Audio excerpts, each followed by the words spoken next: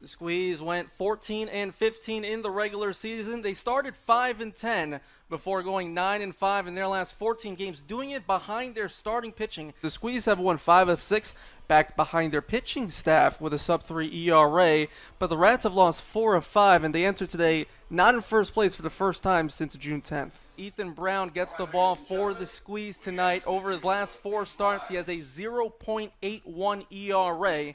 And that streak started against the Dogs, throwing 5 scoreless innings with 10 strikeouts. They swept 3 games, outscoring Winter Garden 34-16. They look to get back on track on a team they're 3-0 against this year. Line center field over De La Cruz, base hit. That'll score 2 more. Howard and McIntyre are in. It is a barrage for the Dogs. 5 runs in the third. They lead 8-0. 3 balls, 2 strikes, 2 outs, 2-0 Squeeze. Crossley to Talbot. Got him looking, nails the outside corner. After walking Quinones to lead off the inning, Crossley strikes out 3 in a row. 2-0 Squeeze at the end of 7. Getting a day off today. One hopper to Thomas, backhands, gets up, fires, and got him. Dale Thomas. Silky smooth at shortstop, 2 gone. Boyer needs a strikeout, and instead Nemeth smacks one deep left center. Talbot looks up, it is off the top of the wall. McKenna scores, Jackson is in, Nemeth is in with a 2-run double, and it's a 5-run third for the Squeeze. Home first, Hudson Hartsfield, Dale Thomas, and Jesse De La Cruz do up against Blake Money, making his second start of the season, his first back on July 17th against DeLand. Got a no decision, went 4 innings, allowed 1 hit and an unearned run. He walked 2 and struck out 6 across 63 pitches, 40 of them for strikes. Money's first pitch to Hartsfield is fouled back.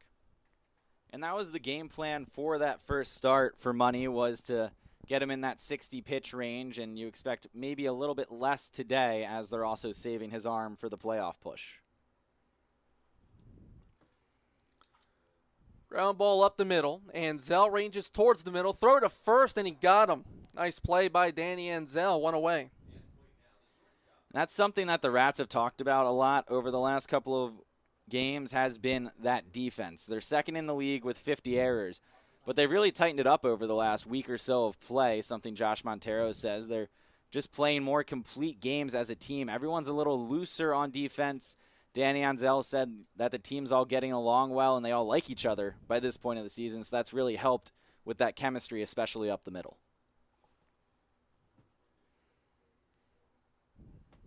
Dale Thomas swings and misses. The rest of the Squeeze order, Jesse De La Cruz is on deck. Edgar Alvarez in the cleanup spot. Jacob Nemeth hits 5th. Joseph Charles bats 6th. Tyler McKenna in the 7th spot. 8, 9, and 10 goes J.C. Peacher, Cale Jones, and Andrew O.D. As Money comes home with an 0-1. And this is into left field, base hit past the diving Inclán. And Dale Thomas has the first Squeeze hit of the ball game.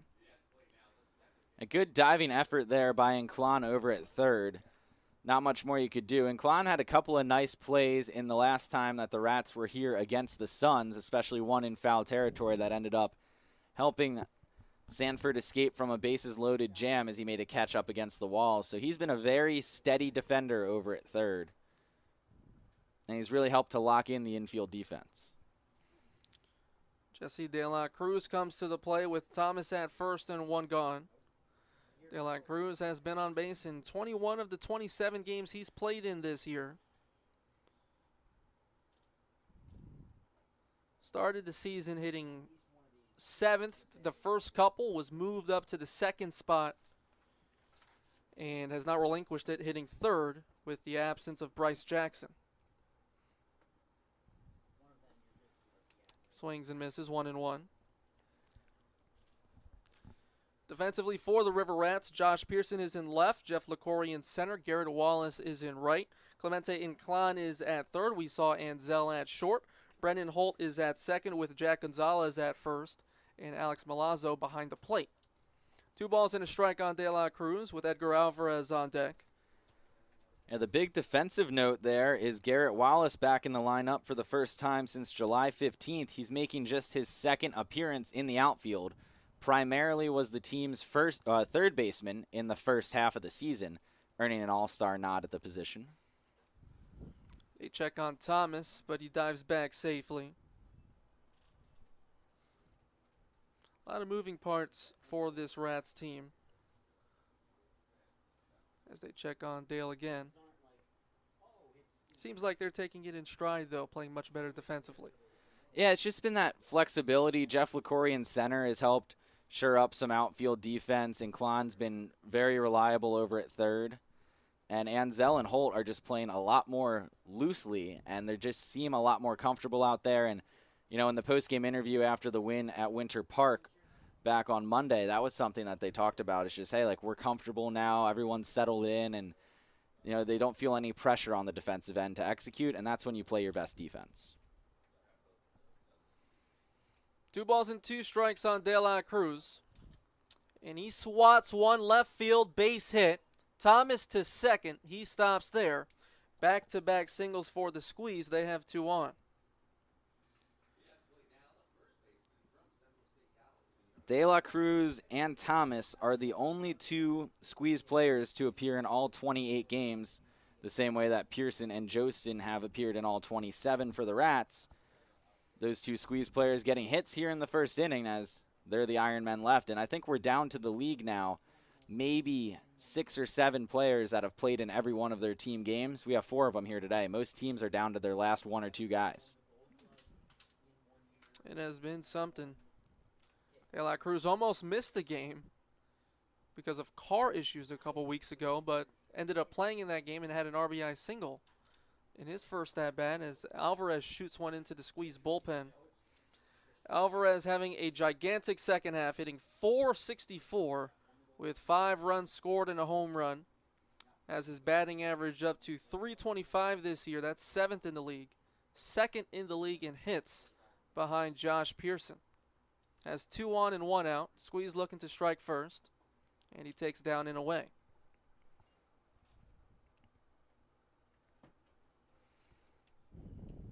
No Bryce Jackson for the rest of the season for Winter Garden, out with a broken hand.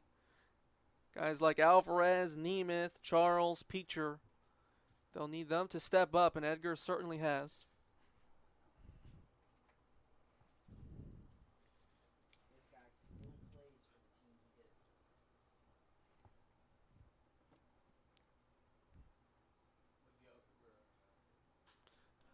In the air, left center, on the run, LaCorey and Pearson, and it's caught by Pearson. Thomas tags and goes to third. De La Cruz stays at first, but a nice play by Josh Pearson to rob Alvarez of extra bases. Pearson's done that a couple of times this season. He did it in the All-Star game here at Melching Field, robbing Vaughn Brown of what would have been extra bases on a shot to left. He does a very similar play here today, robbing Alvarez. That's something we've seen Josh Pearson do a real nice job with this season, is cutting down those balls in the gap. We had Jacob French the other day turning a 9-8-4-3 double play in Leesburg in the gap in right center. So that's something the Rats outfield does exceptionally well, as they close those gaps. I saw that play. That's right up there with Joey Aiden's catch here for play of the year defensively. I'd say it's a knock better because you turn the double play, but that's also partially the base running blunder on the other side. Just an insane play. A little biased on that one. Diving in the right center field gap in Leesburg. As Nemeth is up. 2 on, 2 out. Couple checks on De La Cruz. He dives back in safely. Jesse has 7 stolen bags this year. Squeeze did not run as a team. 5th in the league in stolen bases.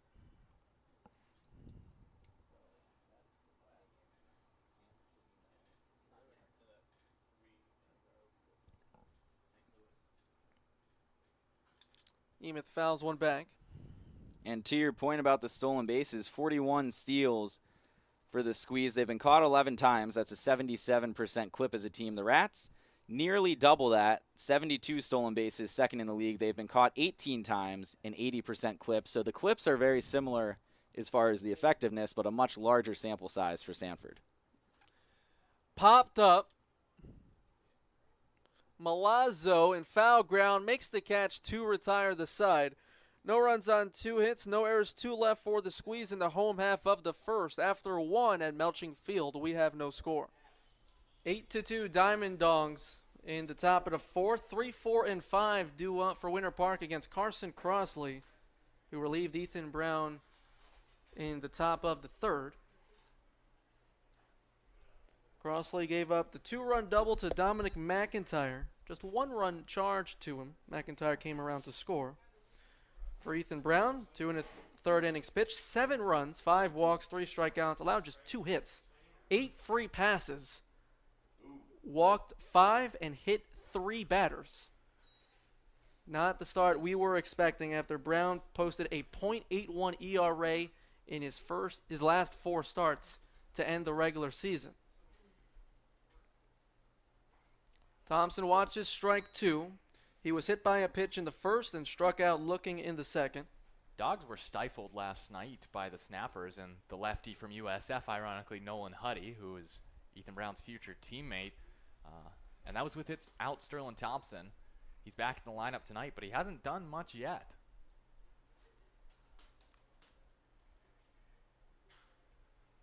Thompson whacks 1 foul.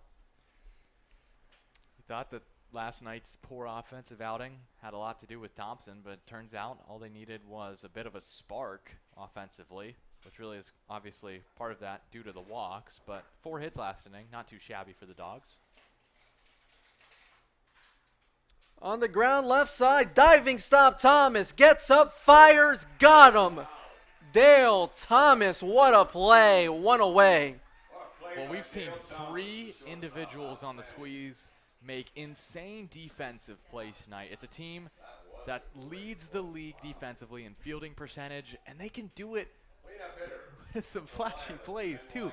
Dale Thomas, we saw one in the All-Star game where he fell on his butt and still threw the runner out, and there was really no doubt in my mind as soon as he snagged that ball, he was making a perfect throw to first base. Already the 3rd Sports Center type play for the Squeeze in this game. Grant Berman takes a strike. Alvarez's leaping catch. Peacher's diving catch, and that play by Thomas.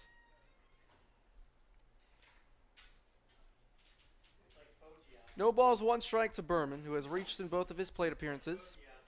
He's behind 0-2.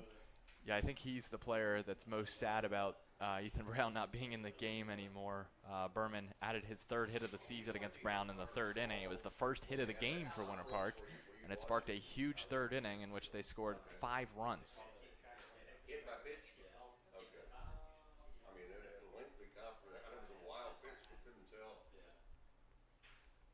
Ground ball left side. Nemeth to Alvarez, and Crossley's retired the first 2 he's faced in the 4th. That's no easy play. Nemeth just made it look easy. This is a Squeeze defense that can make the flashy plays, as we saw from Thomas, and make the, well, not so easy plays look simple. I mean, Thomas, of course, made it look pretty easy, but Nemeth made that slow roller look like it was hit right to him. Crossley has a chance to have the Squeeze's first 1-2-3 inning of this game.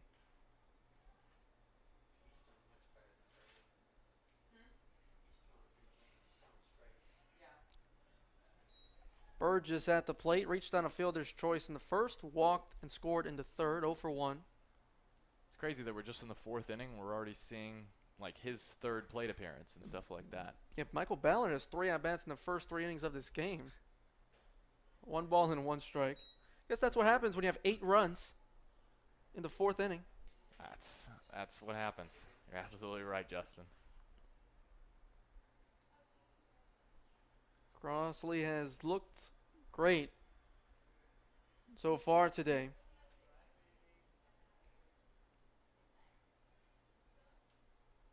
One. Gets a swing and a miss. Nice looking breaking ball. I saw a nod from Burgess there, a little bit of respect towards Crossley. He knew that he was fooled badly by that pitch.